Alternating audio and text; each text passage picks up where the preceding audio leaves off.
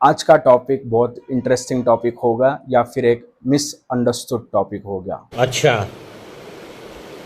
ठीक है। What is masturbation?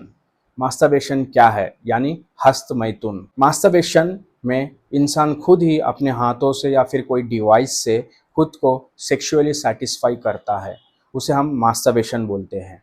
ये एक नेचुरल एक्टिविटी है और मास्टरबेशन करने से हमारे दिमाग में एक केमिकल रिलीज होता है जिसे हम डोपामाइन बोलते हैं। अभी डोपामाइन क्या है? डोपामाइन एक हैप्पी हार्मोन है, मतलब जिसे हम हैप्पी हार्मोन बोलते हैं या फिर फील गुड हार्मोन बोलते हैं। तो जब भी हम मास्टरबेट करते हैं हमारे माइंड में एक केमिकल रिलीज होता है या फिर एक हार्मोन रिलीज होता है जिससे हम स्ट्रेस फ्री हैप्पी फील करते हैं।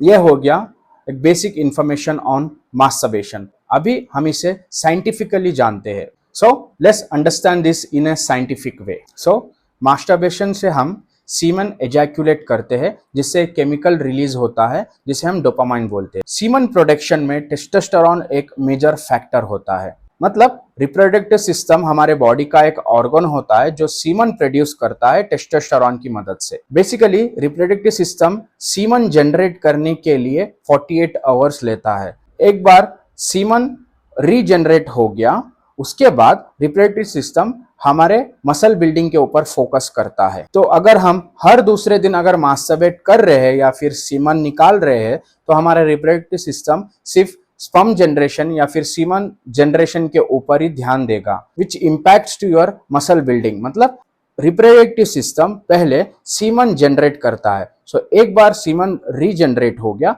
उसके बाद ये मसल बिल्डिंग के ऊपर फोकस करता है। हम डेली या फिर हर रोज मास्टरबेट करेंगे तो हमारा टेस्टोस्टेरोन लेवल लो होगा। मतलब टेस्टोस्टेरोन लेवल अगर लो हो गया तो हमारा मसल बिल्डिंग भी रुक जाएगा, क्योंकि मसल बिल्डिंग के लिए testosterone hormone is very crucial. So ये हो गया एक scientific information on masturbation. So अभी बहुत से लोगों को डाउट होता है कि इज मास्टरबेशन गुड और बैड, या फिर how much masturbation is good, मतलब कितना बार कर सकते हैं या कितने बार करेंगे तो अच्छा रहेगा। तो मैं आपको बता चुका हूं कि स्पर्म जनरेशन के लिए या फिर रीजनरेशन के लिए 48 आवर्स लगते हैं और स्पर्म सेल्स फुल्ली जनरेट होने के लिए 64 टू 75 डेज लगता है। मतलब हमारे स्पर्म सेल्स मैच्योर होते हैं और आफ्टर दिस पीरियड हमारी बॉडी खुद ही नेचुरली ये स्पर्म सेल्स को मार देती है, जिसको हम अपोप्टोसिस बोलते हैं। अपोप्टोसिस एक प्रोसेस होता है जिसमें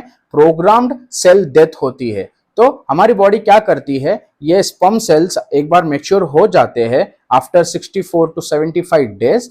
इसके बाद हमारी बॉडी ये स्पर्म सेल्स को मार देती है, मारकर इसे रीयूज करती है हमारे बॉडी के फंक्शन के लिए या फिर ओवरऑल हेल्थ के लिए। तो basically masturbation is normal and natural part of our life when done in moderation.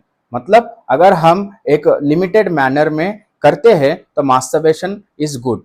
But now कितने बार कर सकते हैं? तो मास्टरबेशन हर एक के ऊपर डिपेंड करता है। कोई स्ट्रेस रिलीफ करने के लिए करता है, कोई सेक्सुअल प्लेजर के लिए करता है, तो फिर कोई एक बेटर स्लीप के लिए करता है। तो मास्टरबेशन जब तक आपके जीने की वजह ना बन जाए तब तक मास्टरबेशन इज गुड। मतलब कुछ लोग बेटर स्लीप के लिए या फिर सोने के लिए पहले मास्टरबेट करते हैं। मतलब कुछ लोगों के लिए जब तक मास्टरबेट नहीं करेंगे वो लोग को नींद नहीं आती है और ये लोग इसके मास्टरबेशन को एक हैबिट बना चुके होते हैं।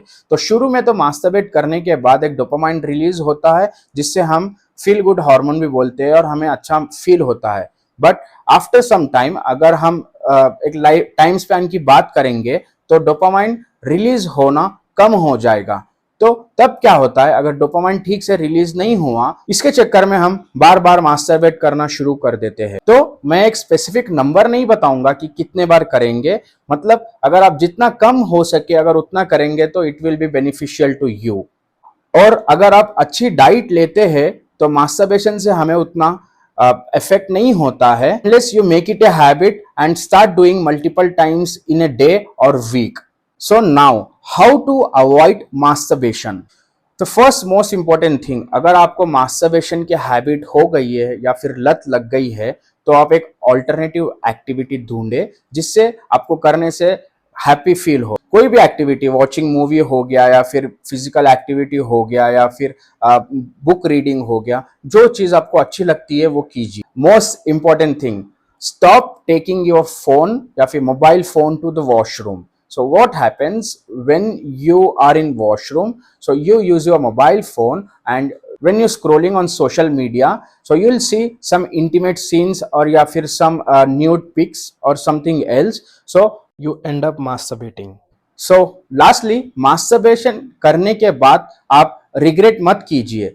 मतलब आपको बैड फीलिंग आती है, I understand, but what happens, जब आप बैड फील करते हो तो आपको दूसरा काम करने में मन नहीं लगता, तो आपको एक गंदी फीलिंग आती है। सो जिसको निकालने के लिए आपको फिर से मास्टरबेट करने के चांसेस बढ़ जाते हैं। तो इसीलिए whenever you are masturbating, so stop regretting it. Masturbation के बाद एक न्यूट्रिशन रिच डाइट लीजिए जिसमें आपको सब मैक्रोस मिले, जैसे कि carbohydrates, proteins and fats. And most importantly आपकी बॉडी को हाइड्रेट रखिए, ज्यादा से ज्यादा पानी पीजिए। क्या होता है, मास्टरबेशन के बाद आप जब एजैकुलेट करते हो उसमें आपके फ्लूइड्स या फिर जो भी मिनरल्स होते हैं वो आपके बॉडी से निकल जाते हैं।